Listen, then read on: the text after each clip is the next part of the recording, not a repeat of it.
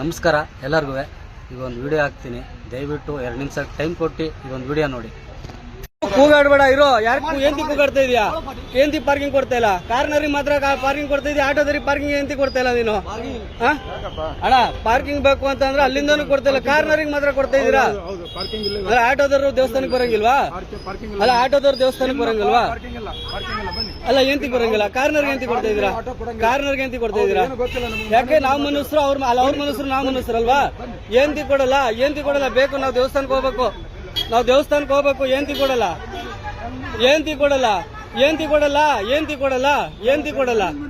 Management ಏನ್ ಕಾರ್ನರ್ಗೆ management ಆಟೋದವ್ರಿಗೆ ಮಾತ್ರ rules ನಿಮ್ದು?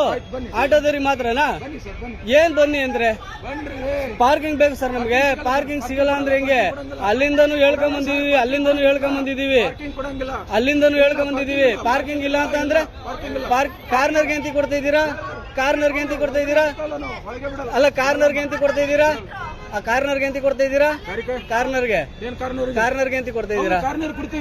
ಆಟೋದವ್ರಿಗೆ ಎಂತಿ ಕೊಡಲ್ಲ. ಅದೇ ಏಂತ್ಗೆ ಆಟೋದವ್ರ ಮನುಷ್ಯರಲ್ವಾ? ಅಲ್ಲ ಅದನ್ನ ಅಲ್ಲೇ ಹೇಳ್ಬೇಕು ತಾನೆ ನೀವು.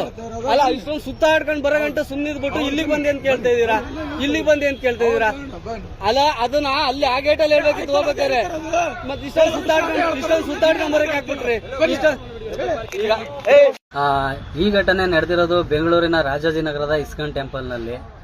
ನಾನು ಪಾರ್ಕಿಂಗ್ಗೋಸ್ಕರ ಎಲ್ಲ ವಿಡಿಯೋ ಮಾಡ್ತಿರ್ಲಿಲ್ಲ. ಅಲ್ಲೊಬ್ಬ ವ್ಯಕ್ತಿ ಹಿಂದಿಯವನಾಗಿರ್ತಾನೆ, ಅವನು ಏನೋ ಬೈತಾನೆ. ಅದು ಬೈದ ಅನ್ನೋ ಕಾರಣಕ್ಕೆ ನನ್ನ ಮೊಬೈಲ್ ತಗೊಂಡು ವಿಡಿಯೋ ಮಾಡ್ತೀನಿ. ವಿಡಿಯೋ ಮಾಡಿದ ತಕ್ಷಣ ಅವನು ಸುಮ್ಮನೆ ಹೋಗ್ತಾನೆ, ಸೈಡ್ಗೆ ಹೋಗ್ತಾನೆ. ಆಮೇಲೆ ಯಾರೋ ಬೇರೆ ಕನ್ನಡದವ್ರು ಬಂದು ಮಾತಾಡ್ತಾರೆ. ಅದಾದಮೇಲೆ ಪಾರ್ಕಿಂಗ್ ಏನಕ್ಕೆ ಕೊಡಲ್ಲ ಅಂತ ನಾನು ಕೇಳ್ತಾ ಇರ್ತೀನಿ. ಆಮೇಲೆ ಅವ್ನು ಏಕಾಮುಖಿಯಿಂದಲೇ ಬಂದು ಡೈರೆಕ್ಟಾಗಿ ಬಂದು ನನ್ನ ಮೊಬೈಲ್ ಕಿತ್ಕೊಂಡು ಮತ್ತೆ ಹಿಂದಿಲಿ ಏನೋ ಬೈತಾನೆ. ಅದಾದ ನಂತರ ವಿಡಿಯೋ ಮಾಡೋಕ್ಕಾಗಿಲ್ಲ ನನಗೆ. ಅವ್ನು ಹಿಂದಿಲಿ ಬೈತಾನೆ. ಅದಾದಮೇಲೆ ಏಂತಿಗೆ ಬೈತಾ ಇದೆಯಾ, ಏಂತಿಗೆ ನನ್ನ ಮೊಬೈಲ್ ಕಿತ್ಕೋತೀಯಾ ಅಂತ ನಾನು ಕೇಳ್ತೀನಿ ಅವನ್ನ. ಬಟ್ ಅಲ್ಲಿರೋರು ಯಾರೂ ಸಪೋರ್ಟ್ ಮಾಡಲ್ಲ, ರೆಸ್ಪಾನ್ಸ್ ಕೊಡಲ್ಲ. ಮತ್ತು ಪೊಲೀಸ್ನವ್ರು ಬರ್ತಾರೆ.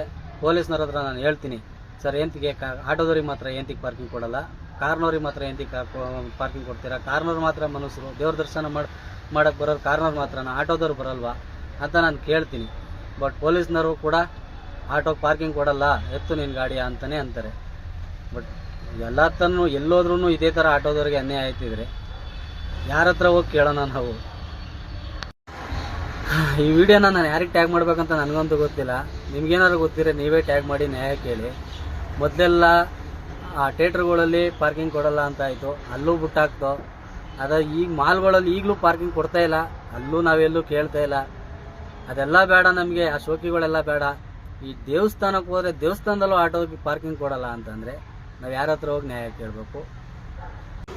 ಇದೇ ವ್ಯಕ್ತಿ ಹಿಂದಿಲಿ ಬೈತಾನೆ.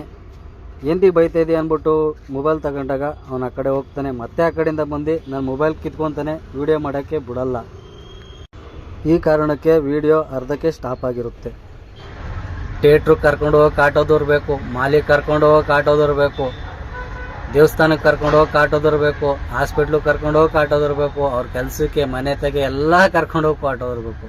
ಬಟ್ ಆಟೋದವ್ರಿಗೆ ಮಾತ್ರ ಎಲ್ಲೂ ನ್ಯಾಯ ಸಿಗ್ತಾಯಿಲ್ಲ, ಎಲ್ಲದಲ್ಲೂ ಅನ್ಯಾಯ ಐತೈತೆ. ಅದನ್ನು ಕೇಳೋರೇ ಯಾರು?